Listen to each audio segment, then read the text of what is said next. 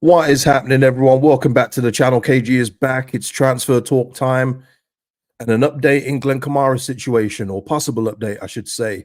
Listen, people, like the video, subscribe to the channel, drop your comments below. Thank you to Arinda for the super thanks on the last video. Much appreciated, as always, for the support. Arinda is also a member of the channel and new member of the channel, Ken. Thank you, Ken. Listen, people obviously believing in the content, which is great. So if you want to become a member of the channel, the link is in the description, and it just goes a long way to supporting me. Now, listen, this is a new video, people. I needed to get a new one out there. I was thinking, I hope there's something today, because I didn't want the last video on my channel, in case I ever died of a heart attack, to be about Bamford. You know what I mean? So there is new news in regards to Glen Kamara. Also got a Jamie Shackleton update, and I want to speak a little bit about a long-term target of mine who has now gone to the Premier League in Ronnie Edwards. Adrian here. All our best players are going, so worry times at Leeds United at the moment, like the old days. Hope Leeds have a plan in place. Well, let's go with this first. Let's go with this first. In terms of our best players are going, apart from Archie Gray so far, and I want to put it like this, apart from Archie Gray so far, who for me is obviously a first team player, there's no one else gone so far that is, mind blowing and saying, oh, how do we replace this guy?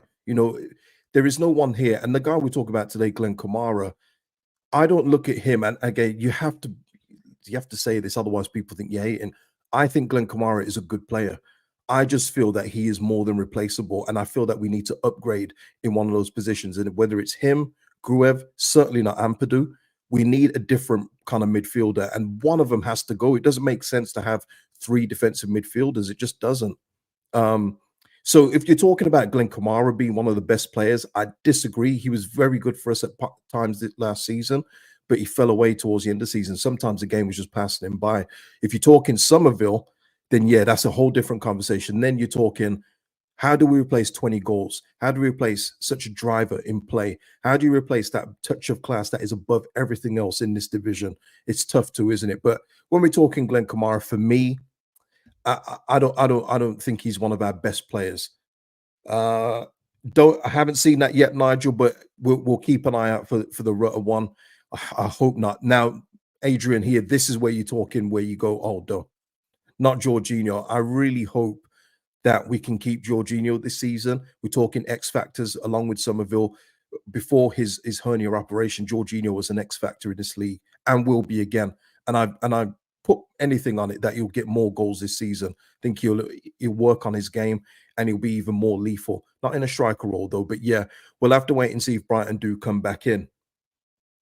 Oipa, I'm not going to address that, but the thing is, with that name that you're saying, Oipa, that's just another defensive midfielder. And what was one of the main complaints we had last season, people? We had no goals and assists from midfield. So why keep Gruev, Kamara, add another defensive midfielder just to have that same issue again? And that person that you're mentioning isn't even good at set pieces. You know what I mean? So yeah, Spig, Rutter is amazing. I want him to stay. But yeah, and this is the thing with it, with Jorginho. People who aren't convinced by him, there's a reason why Brighton, and I'm sure other clubs will be looking at him, because he's a good player, more than a good player. And how many times did we say last season, Somerville, Jorginho, and others, Ampadu in particular as well? It was like a cheat code in the Championship that you could see they were a cut above this level. That's why it's important that we try and at least keep one. But of course, money, opportunity directs everything. It dictates everything in football. So yeah, listen, let's get into it. Jared here. Okay, before we get into it, my concern is that the Sharks come in a day before the window closes and we're asked out. Yeah, good old Limp Bizkit term there. I remember that from a few Limp Bizkit songs. But no, I don't think the 49ers will leave us dry. I think it will be, hopefully they've learned their lesson from that Sinistera deal, where it was pretty much last minute, wasn't it? The Sinistera one, and we get someone like Jane Anthony on loan. But, that was a mistake. And all due respect to Jane Anthony, but for me, he was never a first choice. So many people, when we signed him, thought he was going to be our first choice winger just because he played 4 games in the Prem at that stage of the season. I said, he's not better than Somerville. He's not better than Nanto. He's not better than Dan James. So we've literally just let go of Sinistera for a bench option. How much of a bench option he was? Well, Farker made that very clear through the season. So But yeah, I don't see the 49ers leaving us dry on the last day of the transfer window. I think that they'd cut off business and say, no, no one's for sale. Maybe come back in January. I believe that's the way they'd work anyway. So yeah, listen, people, the latest with Glen Kamara. Get French Football News, who are a very good source when it comes to French football transfers and everything else like that, got a very good hit rate. A saying after yesterday's news, which I'll bring up again, Leeds' Glen Kamara is nearing agreement to join Rennes. Now, yesterday, the update was via Popey. There has also been initial interest from Stade Rennais for Glen Kamara, but Leeds are not looking to sell the midfielder. But as we know, people, in this game, money talks. And it could be a case now where Glen Kamara, Leeds United are trying to get the best fee possible for Glen Kamara. Maybe Glen wants to move. You know, maybe Leeds don't want to sell, but Glen wants to move. So now they're having to possibly negotiate with Rennes. That could be it. And also, a factor that needs to be considered is Rangers. Now I had to look this up, but it seemed like Glasgow Rangers, if we got promoted, they were in line for a 500,000 fee. So upon promotion, we would have, you know, given them 500,000 as part of the deal when we signed him. What's also interesting is that it seems that Glasgow Rangers do have a percentage sell-on fee. So I don't know how much it is at this stage. I don't know, but it seems that whatever price we get, Rangers will get a little bit of a windfall from it. So is that also a factor as to why we've, you know, rejected Rennes' initial advances, because we need more money to give to Rangers, and to obviously give ourselves a decent profit off the transfer. So that could be the reason why. Ryan here, Martin Terrier may be included. Who knows? Yeah, get Doué in the deal. Yeah, just lopside that deal in our favor. But yeah, I hear you. I hear you. We paid Rangers 5 million. We paid Rangers 5 million. So it could be a case of maybe Rennes haven't reached where we at least get our money back for what we've paid, or maybe Leeds United want to make a little bit of a profit on Glen Kamara. Also in the background, by the way, he's on the list. I don't think he's very. I think it depends on Pascal Gross going from Brighton and other players, but apparently he's on the Brighton list, short list of 4 players. So I don't know if he's high on Brighton's agenda. But it's Brighton after all our players, people. But he is on Brighton's list when it comes to midfielders that they're looking at. So he does have interest in him, and it's going to be one to keep an eye out. The sell-on fee thing, it's much like Calafiori, who's at Bologna right now. I think they're going to owe Basel nearly 25% of the future transfer fee, and he's been linked with Arsenal, Chelsea, believe Liverpool as well. But whatever Bologna are negotiating, they're going to have to give 25% of that to Basel. So I don't know how much it is for Leeds to give to Rangers. We don't know, but it seems that there is a sell-on clause there. Okay, he's saying 10%. Okay, so there is a 10%. I'll take your word for it if that's what you've heard. But yeah, so there you go.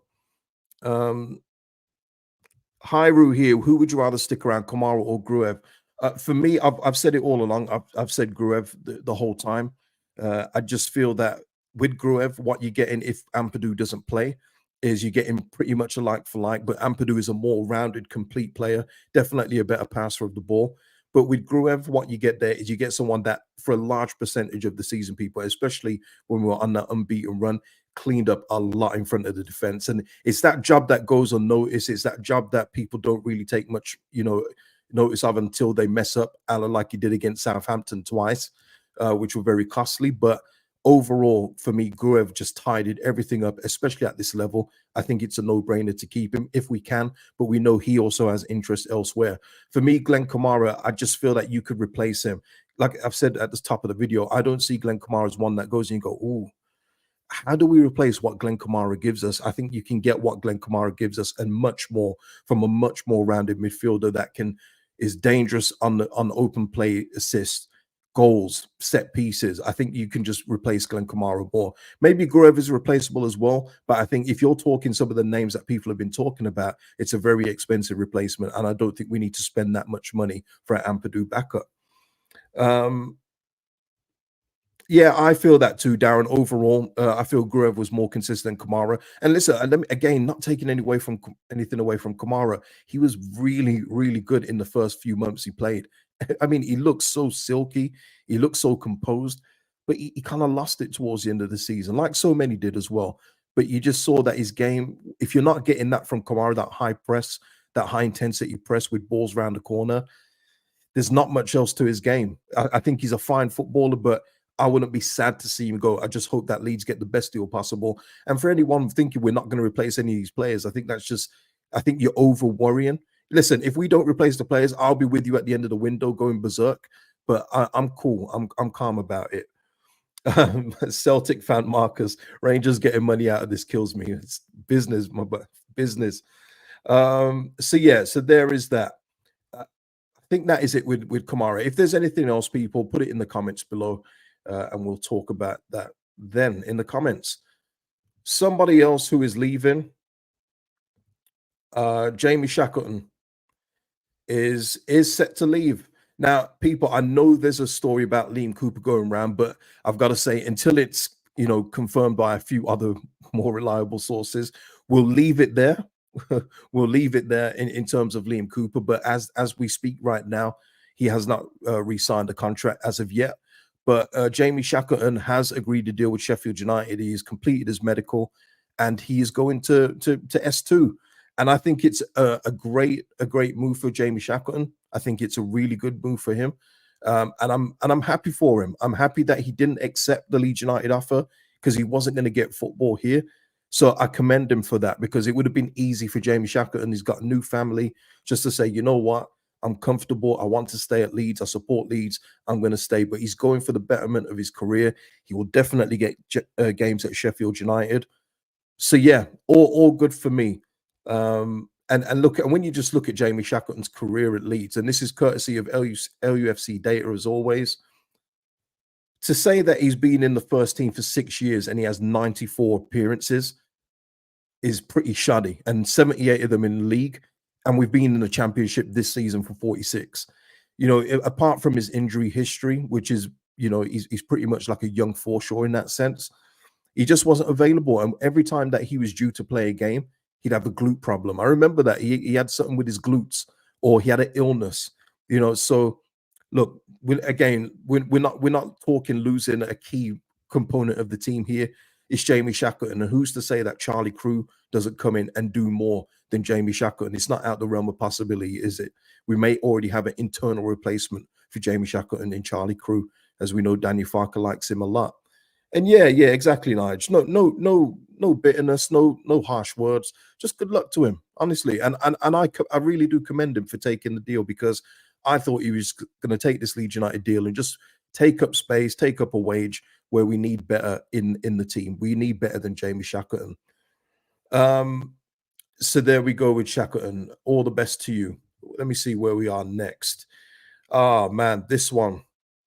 Ronnie Edwards, people, you guys know how much I've been, touting this kid from Peterborough. Oh, he gets his Premier League move, and I'm very happy for him in terms of, a Premier League team coming in, making the jump. There was a few teams linked with him, but as always, it was some of the bigger ones always trigger shy when it comes to buying a League One talent, because they think League One talents can't step up. And once again, not every League One talent can. I'll probably say 99% of them can't, but there are those exceptions to the rules, and for me, he's one of them. The thing that is with this that really hurts, by the way, people, let me just say this: the fee is 3 million. Oh my lord! This time last year, Peterborough, because at that time he had 2 years left on his deal, they were asking for near 15 million, and it would have been a total deal. So not 15 million up front or 15 million over time. It would have been add-ons and sell-ons and everything else that Peterborough like to do. Darren McAntony is known to do that, and he's done it with Southampton too. 3 million plus add-ons and a sell-on clause has been agreed. But 3 million for Ronnie Edwards is an absolute bargain.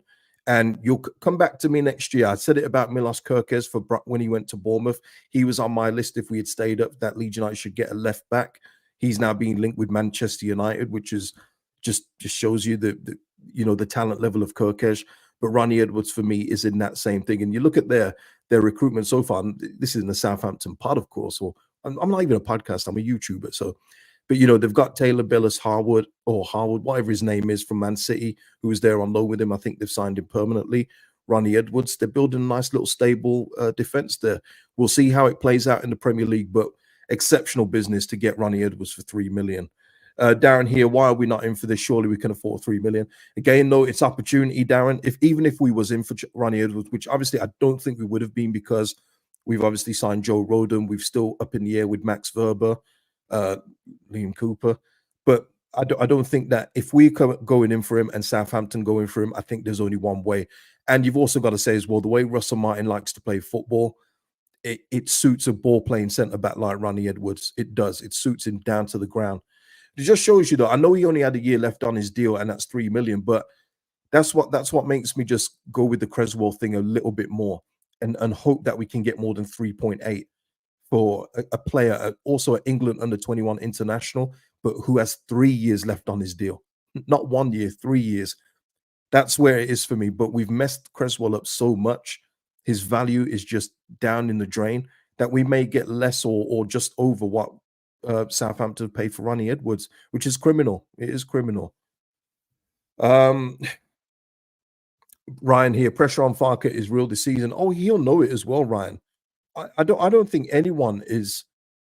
I think he will. If we remember Daniel Farke last season, he was talking about how much pressure there was. He would mention it in nearly every press conference especially when we went through the sticky patch. He was talking about how impassioned the fans are, and he was talking down a lot of the fans, well, that had concerns. If you remember the whole, you can either be a moaner, a doubter, or a believer. I mean, look where that got people. Look where that got people. But he knew the temperature, and he knew what was happening, and he knew what he was doing, saying those kind of words. For Daniel Farke, if he doesn't get off to a good start this season, he's going. There is no way that the 49ers can keep him if we are not where we should be in this division after, I'm saying 10 games, but think about the tenseness that we'd have if we've played the first 5 and we've won 1 out of the first 5. Do people think that Danny Farke can stay past that? So he knows he needs to get this right. All his excuses that he had last season, no preseason, this and that, he's got it all this summer and more. He's got that and more this summer. And I believe he will be backed, but he has to make sure he gets this right. I don't think anyone knows that more than Daniel Farke. Yeah, Bobby. Yeah, and these quotes as well. Yeah, Farke said he loves the pressure in his favorite time of the season near the end when it's very tense, and then bottled it. Yeah, I mean, so that's what I mean. At points last season in press conferences, which obviously I have to watch for content and to give you guys the news, he was talking too much. If anyone watches Botchamania, you talk too much. Homeboy, you never shut up. The old Run DMC thing. He said too much. He said, yes, I like pressure. I thrive in pressure. Well, no, you don't. And the evidence showed that, didn't it, really? Nige saying Farke has 10 games for me. Yeah, and that is the limit for me. But again, Nige, if we're talking, let's say, I think it's inconceivable, but you never know in football. What if we lost the first 3 games? What if that was to happen? How much more rope does he get? And of course, it all depends on the manner of the losses, but 3 losses are 3 losses. I don't think it's going to happen. Let me make that clear. But if that happens, do we give him 10 games then? Or do we say, yeah, look how last season ended? Because it goes back to last season as well. We ended the season poorly. I think, what was it? We won 2 in 9? 2 in 9? If that transfers over to the next season, there has to be questions asked. Yeah, absolutely. But yeah, hopefully we're not talking like that though, and hopefully everything goes swimmingly, because I don't want to go through a bad season, because it means that we're not doing what we should be in this considerably weaker championship season. It's very, very weak. Just seen Sheffield United are taking out mortgages against their parachute payments or something like that. Guys, this is nowhere the Leicester Southampton scenario. And how many surprise packages are there like Ipswich? I think Ipswich are the exception to the rule. We should be taking care of business no matter who leaves. We just need to make sure that we replace these players more than adequately, for me. Yeah, Tom, if the club gives Farke everything he wants, then he has no excuses. I don't know about everything, because it's very impossible for every football club to get everything they want. But I would say if he gets 75% of what he wants, then that should be more than enough to manage the squad that he would have and do the job properly. He had the squad last season and he failed. There's no other way of putting it. He failed. 90 points or not, that doesn't get you anything without promotion. He failed last year. So yeah, he's got no excuses for me. But yeah, listen, people, that is the update so far. If there's anything else, we'll come back later or whenever. Please like the video if you haven't already. And guys, drop your comments below. I'll see you in the next one, people. Peace out.